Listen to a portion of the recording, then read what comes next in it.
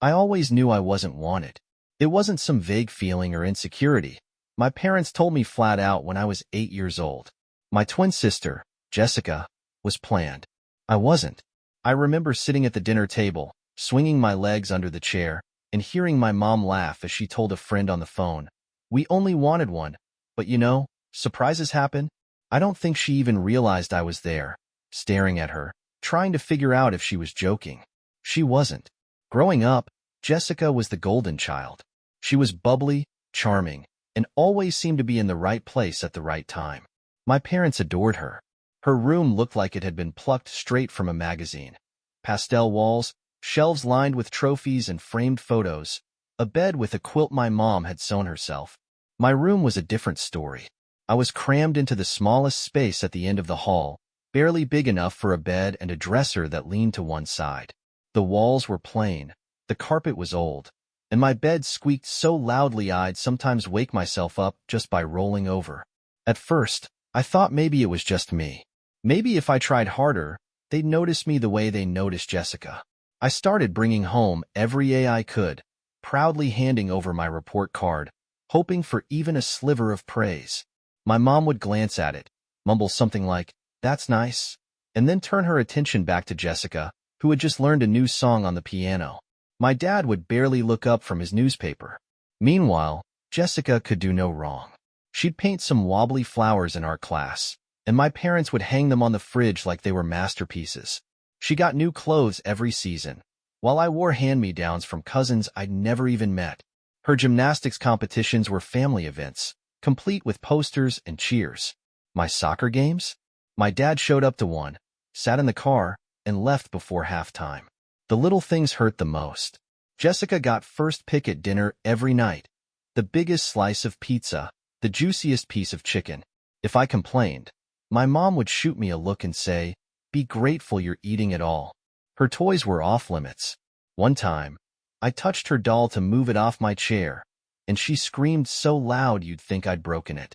My mom rushed in, scolded me for not respecting her things, and didn't care when I said I'd barely touched it. At school, it was the same. Parent-teacher conferences were humiliating. My teachers would hand my parents my report card with glowing comments, and they'd nod politely before turning their full attention to Jessica's latest art project or story. I'd sit there, waiting for someone to ask me about my grades or my interests, but they never did. The only person who ever made me feel like I mattered was my grandfather. He wasn't like my parents. He didn't compare me to Jessica or treat me like I was invisible. On weekends, he'd pick me up and take me fishing. We'd sit in his old boat for hours, sometimes barely talking, just enjoying the quiet.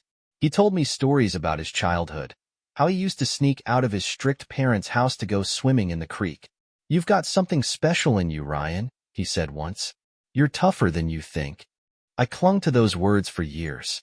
When he got sick, I thought my parents would finally let me be there for him. Instead, they took Jessica to visit him every weekend, bringing her flowers to hand him like she was some angel of mercy. "Ryan, we need you to stay home and help around the house," my mom said, waving me off when I asked to come along. I knew it wasn't about the house. They just didn't think I belonged there. I started sneaking out to see him on my own. I'd sit by his bed, and he'd smile when he saw me, his face pale but his eyes still warm. "Don't let them get to you, kid," he'd say. "You've got more strength in you than they'll ever know."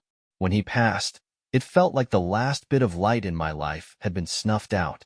At the funeral, my parents stood with Jessica at the front, letting everyone know how much she was grieving. I was shoved to the back, barely acknowledged. Nobody asked me how I was doing. It was like losing him didn't matter because I wasn't the important twin.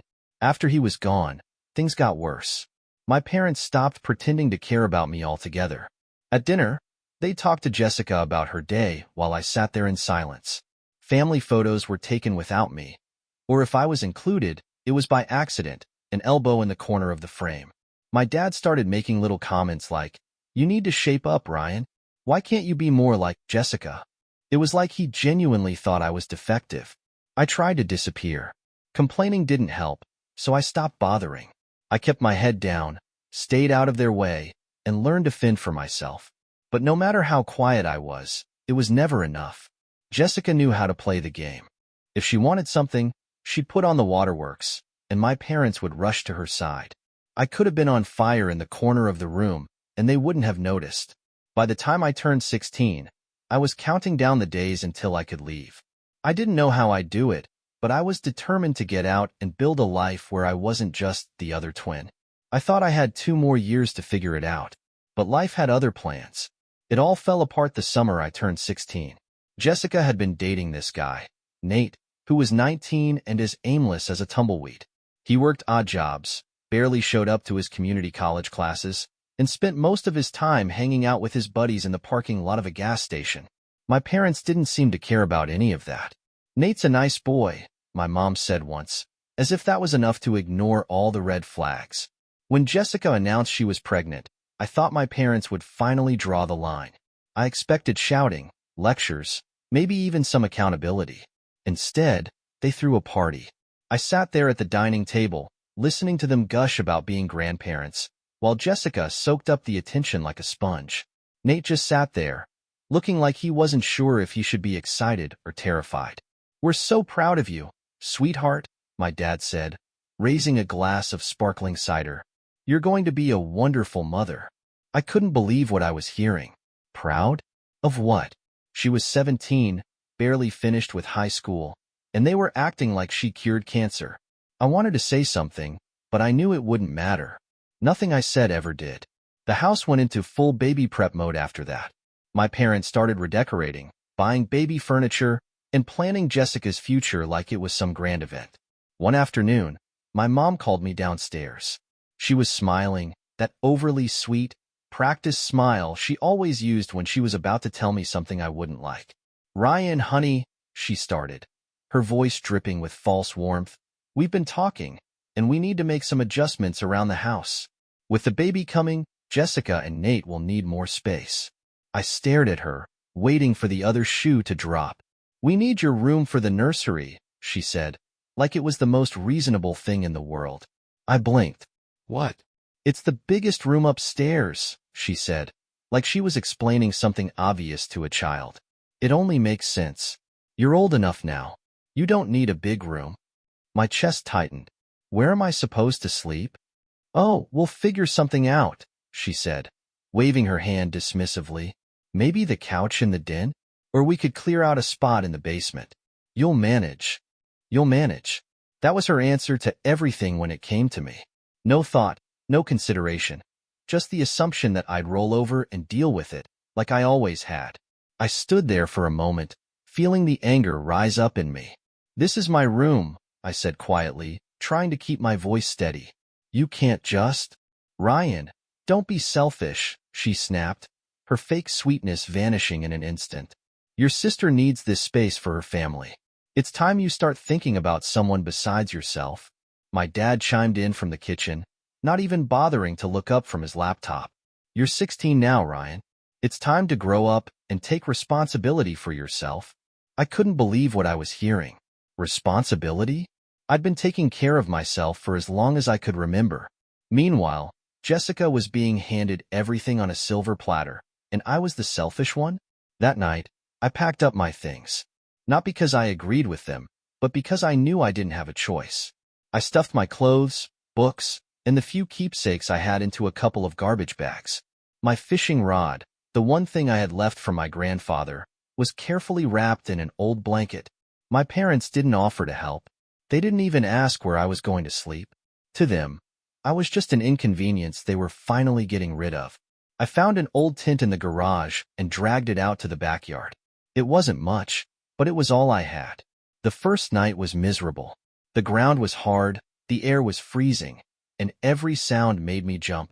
I lay there staring at the ceiling of the tent, listening to the muffled laughter and clinking dishes from the house. They didn't care. They were inside celebrating their new, happy family, while I was outside, shivering under 3 layers of clothes. Over the next few weeks, I tried to keep up appearances. I went to school, did my homework by flashlight, and acted like everything was fine. But it wasn't. I was exhausted, cold, and hungry most of the time. I tried to find odd jobs around the neighborhood. Mowing lawns, cleaning gutters, anything to scrape together a few dollars. It wasn't much, but it kept me from starving. One night, I overheard my parents talking through the open kitchen window. "It's good for him," my dad was saying. "He needs to learn how to stand on his own 2 feet." My mom laughed. "He'll be fine. He's tough. He can handle it." I clenched my fists, my breath fogging in the cold air. Tough? I wasn't tough. I was surviving, barely. But what choice did I have? They didn't care about me, and they never would. I started to realize something that night. I wasn't going to get out of this by waiting for them to change. They weren't going to suddenly see me, care about me, or treat me like I mattered. If I wanted a better life, I'd have to make it for myself. Living in that tent was a new kind of low. Nights were bitterly cold, and the ground felt harder with every passing day. I'd wake up stiff, shivering, and aching, but I'd still drag myself to school every morning. I told myself I had to hold on, that school was my ticket out of this mess. But it was hard to focus on algebra when all I could think about was how I was going to get through the night. My grades, once something I'd been proud of, started slipping. Teachers asked if everything was okay, but I just nodded and shrugged them off. What could I say? I live in a tent in my parents' backyard? No one would believe me. One afternoon, after a particularly brutal day at school, I walked past this small bakery I'd seen 100 times before. The smell of fresh bread practically stopped me in my tracks. My stomach growled so loud that a couple walking by glanced at me. I hadn't eaten much that day, just an old granola bar I'd found at the bottom of my bag. For a second, I thought about walking in, just to see if I could buy something cheap. But I didn't even have $1 to my name. I was standing there, staring through the glass at rows of golden brown loaves and pastries, when the doors swung open. An older man stepped out, wiping his hands on a flour-covered apron. He looked me up and down, his eyes narrowing slightly. "You lost or something?" he asked, his voice gruff but not unkind. I shook my head, embarrassed. "No, sir. Just looking." He tilted his head, studying me for a moment. "You looking for work?" The question caught me off guard. Yeah, I guess." He nodded toward the door. "Come on in. Let's see if you're worth the trouble." The man's name was Frank, and he ran the place by himself. He was blunt and didn't waste time sugarcoating anything. He needed someone to sweep floors, scrub counters, and take out the trash. "It's minimum wage," he said, handing me a broom. "And don't think you're getting out of hard work just because you're a kid." I didn't argue. Hard work was better than sitting in that tent feeling sorry for myself. By the end of that first day, my arms ached and my back was sore, but Frank handed me $20 and a bag of leftover rolls. "Show up tomorrow, same time," he said, already turning back to the ovens. That job became my lifeline. Every morning, I'd wake up before the sun, roll up the sleeping bag in my tent, and head to the bakery. The work was tough, mopping floors, hauling heavy bags of flour, but it was steady. Frank didn't say much, but over time, he started teaching me little things about baking. "You see this dough?" he'd say, slapping a lump onto the counter. "It's too dry. Add water, and don't forget to feel it as you mix." It wasn't just a job. It was the first place where I felt like I wasn't just in the way. Frank didn't treat me like I was a problem to be solved or an afterthought. If I did something right, he'd grunt and nod, which felt like more praise than I'd gotten from my parents in years. After a couple of weeks, Frank pulled me aside. "Look, kid," he said, scratching the back of his neck. "I've got a storage room upstairs. It's not much, but it's got heat and a bed. If you want it, it's yours." I didn't know what to say. The room was tiny, just a single bed, a dresser, and a window that barely opened, but it felt like a palace compared to the tent. That night, as I lay on the bed with a warm blanket wrapped around me, I realized it was the first time in months I hadn't felt cold. I stared at the ceiling, letting the quiet settle around me. It wasn't home, but it was safe. And for the first time, I felt like things might actually get better.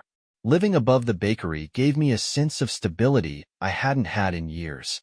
I'd wake up every morning to the smell of fresh bread, work my shift, and then head to the library to study or look for other odd jobs. Frank didn't ask about my family or why I needed a place to stay. He wasn't the type to pry, but every now and then, he'd give me advice, little nuggets of wisdom that stuck with me. "Don't let people tell you who you are, kid. You decide that for yourself. I started saving every penny I earned. I lived cheap, eating day-old bread Frank let me take home, buying cans of soup from the dollar store, and wearing the same clothes I'd had for years. It wasn't glamorous, but it worked. Every time I looked at my growing stash of cash, I felt like I was one step closer to getting my life together. Of course, it wasn't all smooth sailing. Some nights, I'd sit in that little room, staring at the walls, and feel the weight of everything I'd lost. I'd think about my parents, still laughing and celebrating Jessica's perfect life, and wonder if they even remembered I existed. Other times, I'd hear families coming into the bakery, parents with their kids, laughing and picking out treats, and it would hit me like a punch to the gut. I'd have to step into the back room, take a few deep breaths, and remind myself why I was doing this. Frank noticed, of course. He didn't say much, but one evening, after we closed up, he handed me an envelope. "Your first real paycheck," he said, almost gruffly. I opened it and stared at the amount. It wasn't a fortune, but it was more money than I'd ever held in my hands. "Thanks," I said, my voice quieter than I intended. Frank just nodded. "Keep working hard, kid. You're doing good." Hearing that made something shift in me. For the first time, I felt like I was building something, like I had a chance to make something of myself. And for now, that was enough. A couple of years later, I had saved enough to make a move. It wasn't easy, but I found a small house on the edge of town, a fixer-upper, the kind of place most people would pass over without a second glance. For me, though, it was perfect. It wasn't just about having a roof over my head. It was about having something that was mine, something no one could take away. I'd worked for this, every dollar coming from hours of sweeping floors, kneading dough, and stocking shelves.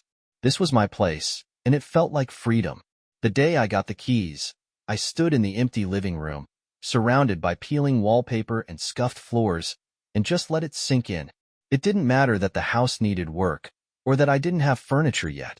I stood there, clutching those keys, and smiled like an idiot. For the first time in years, I felt like I was winning. At first, the house was bare bones. I moved in with nothing but an air mattress, a thrift store lamp, and the same duffel bag I'd packed the night I left my parents' house. But little by little, I started turning it into a home. A couch from a yard sale. A rickety dining table from a neighbor who was downsizing. I even found some secondhand tools and started patching up the place myself. Every time I fixed something, a leaky faucet, a broken step, it felt like I was piecing my life back together. I didn't tell anyone about the house at first. I wasn't ready to deal with questions or comments, and, honestly, I liked the idea of having this little secret. It was my space, untouched by anyone else's expectations or judgments. I spent my evenings painting walls, pulling weeds, and figuring out how to make the place livable. It wasn't much, but it was mine, and that was enough. Then one day, they showed up.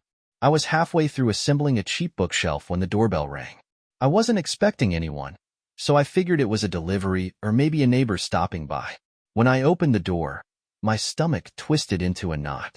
Standing there on my porch, smiling like nothing had ever happened, were my parents, Jessica, her husband Nate, and their 2 kids. My mom was the first to speak. "Ethan," she said brightly, her hands clasped together like she was announcing some wonderful surprise. "We heard you bought a house. Isn't that exciting?" I stood frozen, the screwdriver still in my hand. For a moment, I wondered if I was dreaming. These were the same people who had kicked me out without a second thought, the same people who hadn't spoken to me in years. And now they were standing here, acting like we were one big happy family. Jessica stepped forward, bouncing her youngest on her hip. She glanced around my entryway, taking in the scuffed floors and bare walls. "Nice place, little brother," she said, her voice dripping with something that wasn't quite admiration. "You've done well for yourself." That's when it hit me. They weren't here to catch up. They were here because they wanted something. My dad cleared his throat, shifting his weight like he was gearing up for one of his serious talks. "Ethan, we've been talking, and we think it's time to move forward as a family. With Jessica's family growing and all, and you having this big house to yourself, it just makes sense." I blinked. Makes sense for what? My mom stepped in, her smile widening. "Well, we thought it would be nice if we all lived together again. Like old times. You know, family sticking together. It took me a second to process what she was saying. They wanted to move in. My parents, Jessica, her husband, her 2 kids, they wanted to move into my house. The one I'd worked years to afford. The one I'd built from scratch without a single ounce of help from them. I shook my head, trying to keep my voice steady. No, that's not happening. Their smiles dropped, confusion spreading across their faces like they couldn't comprehend the word, no. But we're family, my mom said, her tone shifting into that patronizing sweetness she always used when she was trying to guilt me into something. Family helps each other out. I felt something snap inside me. Memories of freezing nights in that backyard tent, of being ignored and treated like a burden, came rushing back. Where was that attitude when I needed help? I asked, my voice sharp. Where was family when you kicked me out and left me to fend for myself? My dad's face turned red, and he puffed out his chest, like he thought he could still intimidate me. Now, listen here, Ethan. No, you listen. I cut him off, my voice firm. This is my house. I worked for this. I earned it. And you don't get to just show up and take it because it's convenient for you. Jessica stepped forward, her face twisted into a look of faux hurt. Don't be so selfish, she said, shifting the baby on her hip. We need the space. You owe us that much. I laughed, the sound bitter. Owe you? Are you serious? You kicked me out so you could give my room to your baby. You left me with nothing, and now you think I owe you? Get out. For a moment, no one said anything. My mom looked like she might cry. My dad looked ready to explode, and Jessica just stared at me, her mouth opening and closing like she couldn't figure out what to say. Eventually, my dad muttered something under his breath and turned to leave. My mom hesitated, her voice trembling. We just wanted to make things right, she said quietly. It's too late for that, I replied, stepping back and closing the door in their faces. I stood there for a long time after they left, my heart pounding and my hands shaking. Part of me felt guilty. Years of conditioning don't just disappear overnight. But another part of me felt something else, relief. For the first time, I'd stood up to them. For the first time, I'd said no, and it felt good. I thought they'd give up after I shut the door on them. I figured they'd sulk for a while, maybe complain to some family friends, but eventually, they'd leave me alone. I should have known better. People like them don't let go easily, especially when they think they're entitled to something. A couple of weeks later, I came home from work and found an envelope in my mailbox. At first, I thought it was just another bill or some junk mail, but when I opened it, my stomach dropped. It was a legal notice. Jessica was contesting my ownership of the house, claiming it should be considered family property. I read the letter 3 times, trying to make sense of it. Family property? The house was in my name. I bought it with my own money, earned from years of hard work. What did they think they were going to get out of this? My hands were shaking with a mix of anger and disbelief. This was low, even for them. The next morning, I called a lawyer.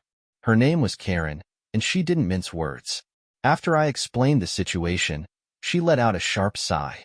They don't have a case, she said firmly. But that doesn't mean they won't make your life miserable trying to fight this. You need to be ready for that. She wasn't wrong. Over the next few weeks, they pulled every dirty trick in the book. They claimed I'd used family money to buy the house, which was a blatant lie. They told people I was greedy, heartless, and refusing to help them in their time of need. Suddenly, my phone was blowing up with calls and messages from distant relatives and old family friends. Why are you doing this to your parents? One cousin asked. They're struggling, and you have all this space. You're being selfish, said another. They just want to be close to you. What's the harm in letting them stay for a while? No one asked for my side of the story. No one wanted to know what had really happened. They just believed whatever sob story my parents were spinning. It felt like I was being backed into a corner all over again. But this time, I wasn't going to let them win. Karen, meanwhile, was digging into everything. She asked for every piece of paperwork I had, pay stubs, bank statements, tax returns. I gave her everything, hoping it would be enough to prove my case. But then she called me one afternoon, her voice sharp with something I couldn't quite place. I think we need to talk, she said. Can you come to my office tomorrow? When I walked into her office the next day, she had a stack of documents on her desk. She gestured for me to sit, her expression serious. "I've been digging into your parents' financial records," she said, sliding the papers toward me. "There's something you need to see." What I saw made my stomach churn. When my grandfather passed away, he'd left me an inheritance. A sizable one, enough to pay for college, buy a car, maybe even start a small business. But I'd never seen a cent of it. My parents had taken control of the money through some loophole, claiming they were managing it for me. In reality, they'd spent it all. On Jessica's wedding, on Nate's failed business ventures, on paying off their own debts. I stared at the documents, my hands trembling. All those years I'd struggled, living in a tent, eating day-old bread, wondering why I wasn't good enough for them. And the whole time, they'd been living comfortably off money that was meant for me. Karen watched me carefully. "We have enough to file a countersuit," she said. "Fraud, theft, maybe even emotional damages. But it's not going to be easy. Are you ready for that?" I didn't even hesitate. "Do it." When the papers were served, all hell broke loose. My parents called me non-stop, leaving voicemail after voicemail, demanding to know how I could do this to them. Jessica wasn't any better. Her texts were filled with insults and guilt trips. "You're ruining the family," she wrote. "Grandpa would be ashamed of you." The court process was brutal. They painted me as the villain, claiming they'd only used the money to support the family and help Jessica get on her feet. My dad even had the audacity to say I didn't deserve the inheritance because I wasn't contributing to the family. But Karen was relentless. Every time they tried to twist the narrative, she shut them down with cold, hard evidence. Bank statements, withdrawal records, receipts. It was all there in black and white. They couldn't argue with the facts, no matter how hard they tried. The day of the verdict, I sat in the courtroom, my hands clenched into fists under the table. The judge's voice was calm but firm as she ruled in my favor. My parents were ordered to pay back everything they'd taken, plus damages. Jessica sat frozen in her seat, her face pale. My mom started crying, and my dad just stared at the floor, his jaw tight. For the first time, they couldn't talk their way out of it. They couldn't twist the truth or shift the blame. They were caught, and they knew it. Walking out of that courtroom, I felt a weight lift off my shoulders. It wasn't about the money. It was about proving to myself that I wasn't powerless anymore. I wasn't the scared kid they'd thrown away. I was stronger than they'd ever given me credit for. After the court case, I finally felt free. The weight of years of neglect, manipulation, and betrayal was gone. My parents tried reaching out a few more times, but I didn't respond. They left voicemails filled with half-hearted apologies and excuses, but I knew better. They weren't sorry for what they'd done. They were sorry they'd lost. Jessica was no different.